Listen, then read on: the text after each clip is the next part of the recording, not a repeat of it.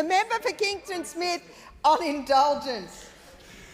Thank you, Speaker. And on indulgence, I'll take this opportunity to record a brief valedictory for the benefit of the House and, more importantly, for the record, and seek the indulgence of the House to enable me to make some remarks on my last day in the Parliament. It's commonplace for members to stand here and to thank, as they should, officers of the Parliament, those that make life easier for us who are serving politicians, particularly ministers. But I want to begin by thanking the Aboriginal and Torres Strait Islander people of our nation for their forbearance, because they have had to witness a period in their own living memory of the disassociation, disintegration in some cases, and then rejuvenation and renewal of their culture and their aspirations in a way which has been a great test for the people who were the first peoples of this country. And it's entirely appropriate that the Parliament now recognises that, as we do, when we begin the session of Parliament at the beginning of a parliamentary term. And it's also entirely appropriate that we are developing an increasingly bipartisan approach to addressing the disadvantage that still is borne very heavily by the first peoples of this nation. And I certainly commend the efforts of all in the Parliament, and I can see the member for Banks here, and I certainly want to acknowledge his distinguished record in this regard. I'll also quickly thank, if I can, family. Regrettably, my family's not here at the moment, but I do want to put on the record, as many other members have who've reached this point, how extraordinary a contribution they make to all of us here. None more so in my case, seeing as I've been in public life for in excess of 30 years, probably more like 35. And in that period of time, of course, a great deal of time has been spent away from home. So to my wife Doris and my children Emily, May and Grace, big thanks. To staff as well, and again, it is commonplace for us to recognise that our staff are really us. They're certainly our arms and legs. In my case, thankfully, sometimes they're our brains as well. But you are only able to operate effectively in this place and faithfully, as it were, if you have good staff. And I know the member for Perth was reflecting on the longevity of his staff. I have some staff who've experienced longevity in my terms as well, and I do want to thank them personally at this point in time. In particular, Kate Pasterfield, my Deputy Chief of Staff, Denise Spinks, my Chief of Staff, and in my electorate office, Sandy Chick and Jenny Hunter. But there are many others here and some in the chamber who I just want to say that you cannot do this job at all, and you certainly can't do this job well unless you've got staff that commit themselves to you and go the extra K and even more, and certainly mine have done that, and I very much appreciate their commitment and their loyalty. I made a statement to explain the reason why I was standing down from the ministry and not recontesting my seat yesterday by saying that I came into this place previously as a front man to become a team player. And the one thing I do want to reflect on is that if people are concerned about the way in which the public views the political processes, and if those of us that are participants in the process are concerned about our capacity to communicate that what we're really on about here are serious issues of public policy, then they are the things that we need to talk about and concentrate on. And I know it's been a subject of considerable bemusement, including to those in the press gallery, that I won't jump up on my ministerial desk and do an air guitar. That I won't come into the House and quote my own song lyrics. That I won't take the opportunities that are afforded to people who have celebrity status to use that to advance either the causes of the government or the political party that I've come here as a member of. But there's been a very important reason for that, and it's twofold. One is I've got too much respect for what I did before to belittle it in any way. And secondly, I've got too much respect for what we're doing here and what we're trying to do to try and use that.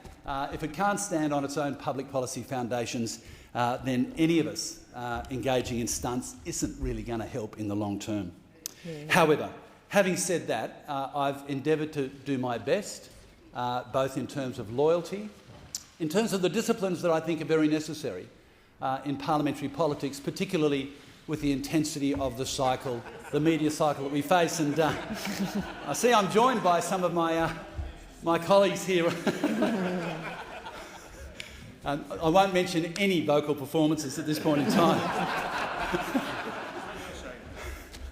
But I think what I'm really trying to say through you, Speaker, is that you don't come here out of self-interest, you come here for the public interest. And in doing that, you try and make your way through wherever you're sitting in the Parliament, and then you hope that you can make a contribution. Now, I don't want to produce a litany or list of any kind about contributions other than to highlight a couple of things which I think are useful to get on the record and to reflect in some ways on what I discovered when I came into the Parliament and when we were in opposition.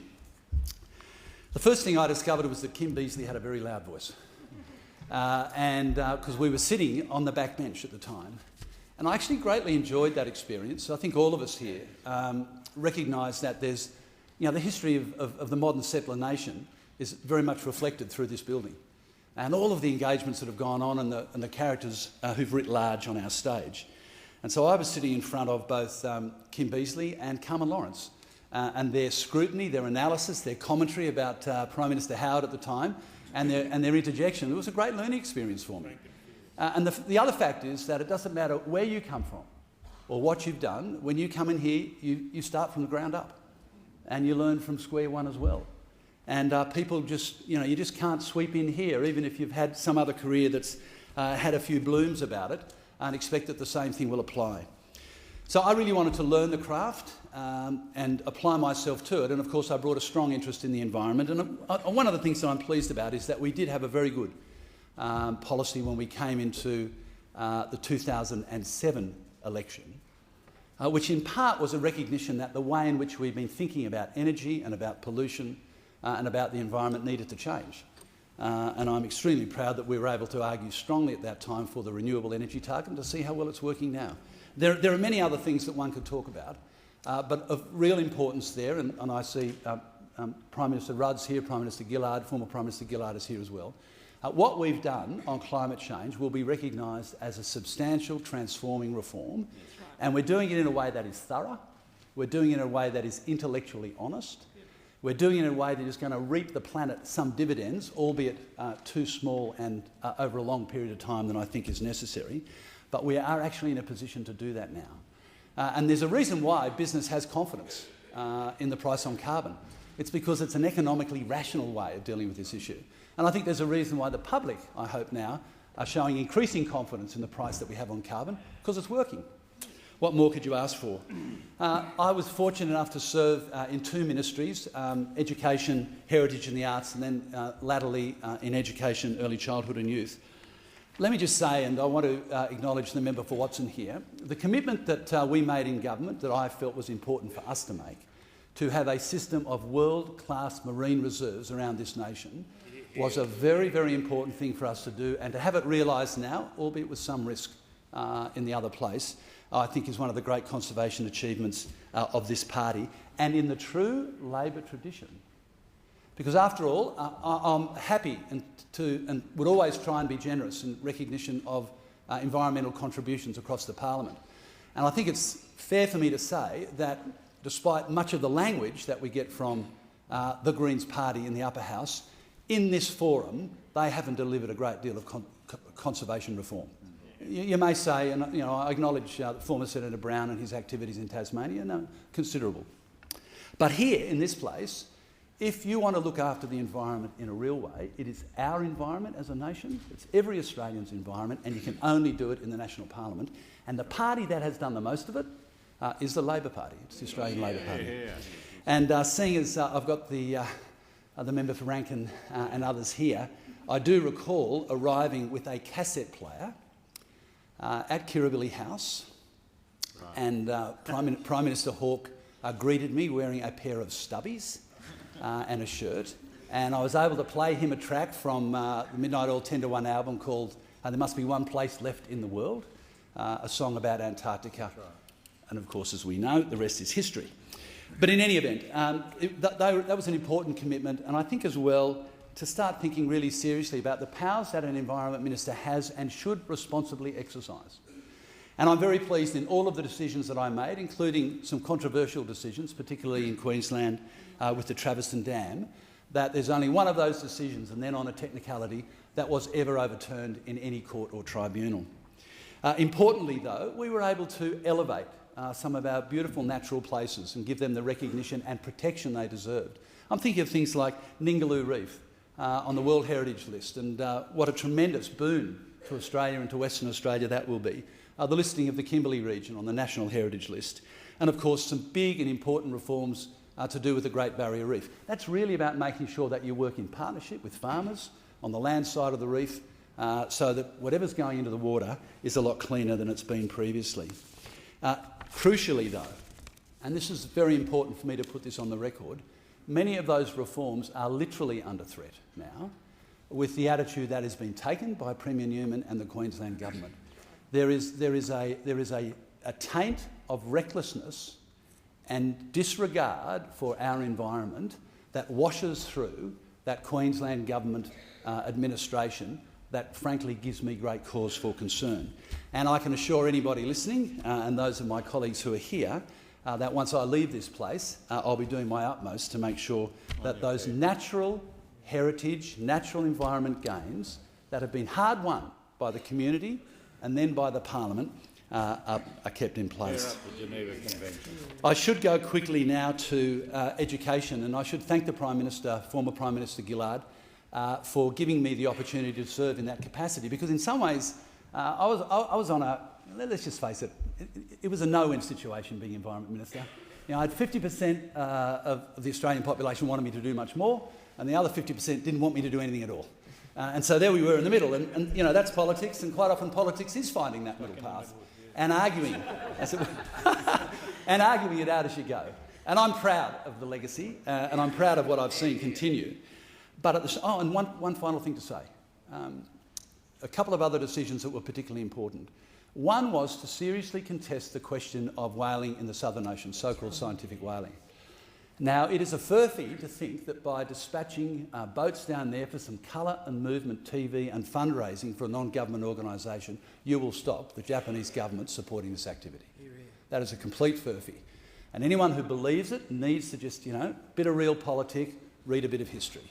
The fact is that constructive engagement and very thoughtful policy development around what we really need to do and get out of our natural environment. Whales surely are worth more to us alive than they are dead.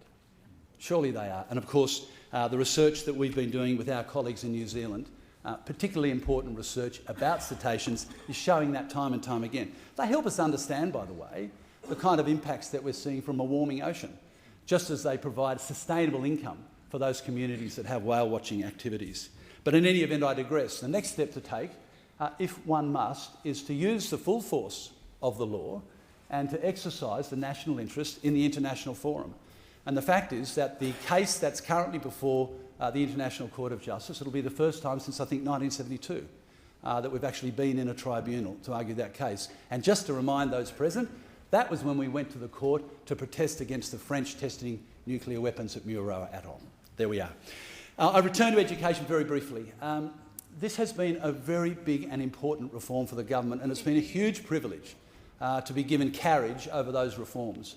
So I do want to acknowledge, Julia, you giving me those responsibilities. And just think quickly about what we've done, and it's a reflection on the Federation. I mean, we've got a national curriculum for the first time. It might sound like it's a kind of a basic thing, but why did it take us until 2012 to get a national curriculum? We needed a national vision. We needed to set the standards of a curriculum as high as we could for every student, and then we needed to reach agreement with the states through the vexed processes of COAG et al. To make it happen. And now we've done it. We've got the best national curriculum in the world, and you can access it by hitting enter on your computer. It is a fabulous piece of work, and it's empowering students, it's empowering teachers Australia-wide. We also brought professional standards for teachers and principals in. Again, something really important to do. The Trades Training Centre program, which was already incepted in the former term, we maintained that as well. But most important of all, we responded to the first review into education school funding, in nearly 40 years, the Gonski Review, recommendations that bore down upon us and charged this Parliament to respond, and all of us to respond. I mean, when Mr Gonski and his panel, which incidentally was, David Gonski be well known to many people here. I mean, he's an eminent Australian, a senior business figure in the Sydney business community, but also Australia-wide and regionally as well. And his panel said that education in our country the quality of education shouldn't be the product of power or privilege or access to resources. I mean, that was the argument. Now, they didn't have to write anything else, of course they did, and that was the thing that we needed to act on, and I'm pleased that we did. This is a fair education funding system. It's one that has equity and excellence at its heart, and it's one that if we can set aside some of the rancour and some of the partisanship that regrettably infects some of our national body politic, then it will deliver for students from now and into the future. And when I say deliver, I do mean deliver, because it provides certainty and it's focused on lifting those kids that have got disadvantage and helping them learn better. And providing certainty through the funding appropriations, as everybody in this house, that's the trick. Because half of what we do here is fix up decisions that other people have made. And they may have been good decisions, they may not have been, but we've got to fix them up, and they don't last long enough. It's not good enough for the Parliament to sit in here and give someone a program that lasts 6 or 12 months. What good is it? After 9 months, they've got to go and apply for the money again. They've got to, the person who is working has to sit and take retirement. We have to provide certainty, and there's nothing more important that we can do than provide the certainty of our teachers and our parents that those resources will be there helping them every step of the way. You watch schools come to life when they have those resources, when principals have those sovereignty, and when they're focusing on doing the things that really count. And I was extremely pleased and proud that we were able to see the Australian Education Bill pass the Parliament at about 1:10 yesterday. I'll conclude now because I've taken your indulgence, colleagues and the members in the public who are kindly listening for too long. I just want to speak about three things overall. It's just a reflection from me as I've come into this place. The first is that I took Australian democracy so seriously that I decided to become a member for Parliament, and then I was privileged enough to become a minister and a cabinet minister for 2 terms of government. And I judge that, from my perspective, to be an incredible opportunity, but also a reflection of how important I think this place is.